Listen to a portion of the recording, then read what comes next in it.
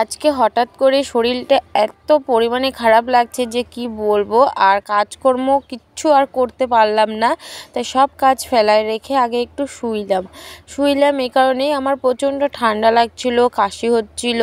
মানে সকালবেলা করে চান করার ফলে ঠান্ডাটা শরীরে লেগে গেছে, আর এর মধ্যে আমার জ্বরও চলে আসছিল।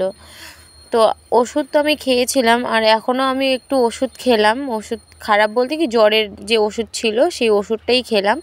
তো অনেকক্ষণ শুয়ে থাকার পরে বেশ ভালো লাগছিল। তারপরে উঠলাম।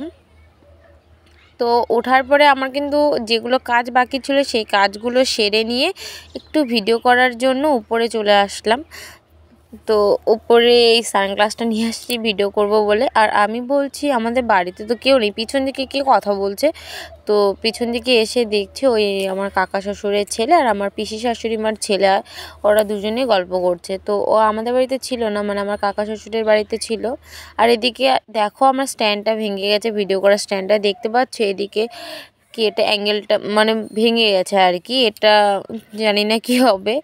ঠিক করার অনেক চেষ্টা করলাম, বাট ঠিক করতে পারলাম না। আজকের দিনে এমন করে ইউজ করব, আর নতুন একটা অর্ডার দিতে হবে। তো hey guys, welcome back to my channel. নতুন একটা ব্লগে তোমাদের সকলকে ওয়েলকাম।